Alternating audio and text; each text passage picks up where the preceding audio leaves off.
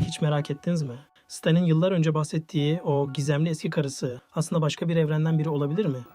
Merak etme anne, diğer paralel evrende zaten kapıyı açmamış halin yaşıyor şu anda. Çünkü bu videonun sonunda Stan'in karısının kim olduğu hakkında bildiğin her şeyi sorgulayacaksın. Stan'i hepimiz tanıyoruz. Sahtekar, kurnaz, biraz umursamaz ama bir o kadar da zeki. Ama dizide çoğu kişinin fark etmediği küçük bir detay var. Stan bir bölümde çok kısa bir şekilde eski karım beni dolandırdı diyor ve konu anında kapanıyor. Hiç detay yok, hiç isim yok, hiç yüz yok. Sanki özellikle saklanmış gibi. Şimdi burada dur ve düşün. Bu kadar önemli bir karakterin geçmişi neden bu kadar gizemli bırakılır? İşte teori burada başlıyor. Çünkü bazı hayranlara göre Stan'in o eski karısı aslında sandığımız gibi sıradan biri değil. O tamamen farklı bir evrenden geliyor olabilir. Ve adı Eda. Eda'yı bilenler hemen fark ediyor. Aynı özgüven, aynı dolandırıcılık ruhu, aynı kimseye güvenme tavrı. Ama en çarpıcı detay ne biliyor musun? Altın diş. Stan'de var, Eda'da da var. Bu sadece bir tesadüf mü yoksa bilinçli bir bağlantı mı?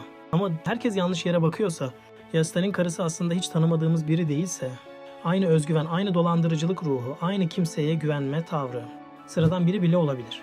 I'm no ordinary woman. Stan gençliğinde Vegas'ta hızlı bir hayat yaşıyordu. Hızlı kararlar, hızlı ilişkiler, belki de gerçekten biriyle evlendi. Ve o kişi Stan'ı parası için kullandı. Sonra da onu bırakıp gitti. Yani ortada büyük bir gizem yok. Sadece kötü bir geçmiş hikayesi var. Ama daha da garibi şu. Bazıları diyor ki Stan'in karısı aslında dizide gördüğümüz ama fark etmediğimiz biri olabilir. Belki bir arka plan karakteri, belki tek sahnelik biri. Yani biz onu gördük ama fark etmedik. Şimdi tekrar Eda teorisine dönelim. Eda'nın geçmişine baktığımızda sürekli farklı dünyalar arasında gezdiğini görüyoruz. Peki ya bir gün Stan'in dünyasına geldiyse ve onunla tanıştıysa? İkisi de dolandırıcı, ikisi de fırsatçı. Bu bir aşk mı olurdu yoksa tam bir kaos mu? Belki de ikisi de hızlı bir evlilik ve daha hızlı bir son. Stan'in o cümlesi tekrar aklına gelsin. Eski karım beni dolandırdı. Belki de en büyük hata şu. Biz hep Stan'e inandık. Peki ya bu doğru değilse? Sana güveniyorum. Stan bir dolandırıcı. İnsanları kandırmak onun işi. Ya bu hikayede de aynı şeyi yaptıysa? Ya aslında dolandırılan kişi o değilse? Ya Stan karısını dolandırdıysa?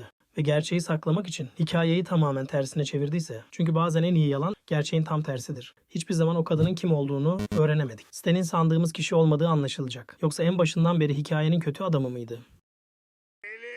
Ne düşünüyorsunuz?